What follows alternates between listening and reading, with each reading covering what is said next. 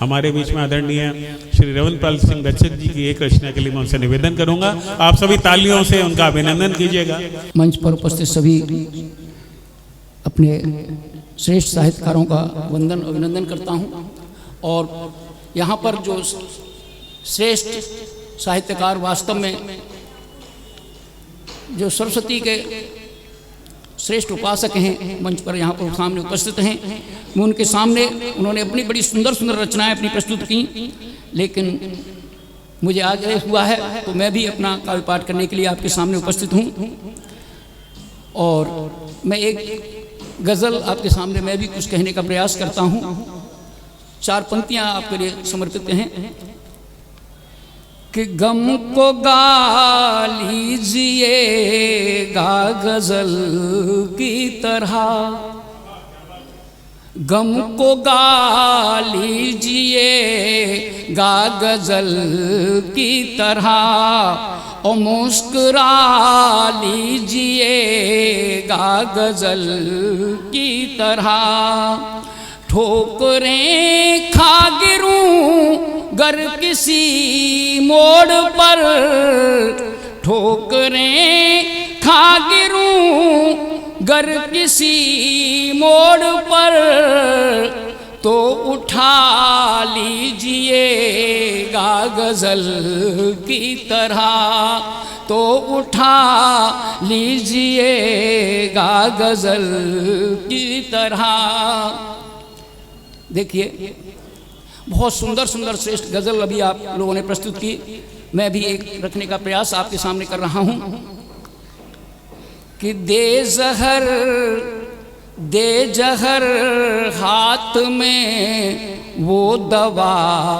कह गए, दे जहर हाथ में वो दवा कह गए, दे जहर हाथ में वो दवा कह गए, बस यही है तुम्हारी सजा कह गए,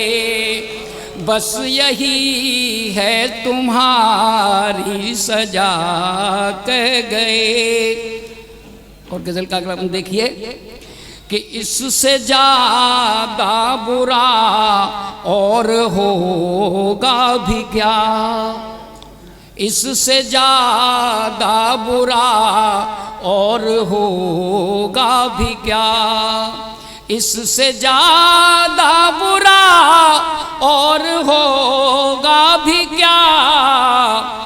बेवफा खुद हमें बेवफा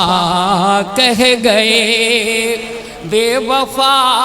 खुद हमें बेवफा कह गए, दे जहर हाथ में वो दवा कह गए। और देखिए कि हम समझने लगे थे जिन्हें जिंदगी, हम समझने लगे थे जिन्हें जिंदगी,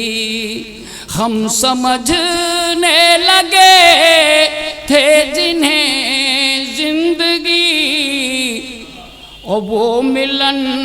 की हंसी हादसा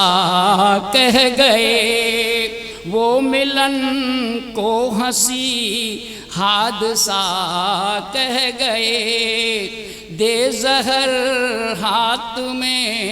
वो दवा कह गए कि ढा गए जाते जाते सितम पर सितम, ढा गए जाते जाते सितम पर सितम, ढा गए जाते जाते सितम पर सितम, हर सितम को खुदा की रज़ा कह गए, हर सितम को खुदा की रज़ा कह गए। और दर्द देख दर्द दे कर आगे कि चल दिए घाव पर वो छिड़क कर नमक, चल दिए घाव पर वो छिड़क कर नमक, चल दिए घाव पर वो छिड़क कर नमक, और इसको भी अपनी अदा कह गए, और इसको भी अपनी अदा कह गए। दे जहर हाथ में वो दवा कह गए। और देखिए गलल का मक्ता कि आखिरी बार रसिक को लगा इस तरह, आखिरी बार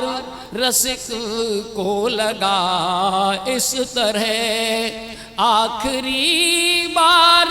रसिक को लगा इस तरह कि भूल जाओ उसे जो घटा कह गए, भूल जाओ उसे जो घटा कह गए। दे जहर हाथ में वो दवा कह गए, दे जहर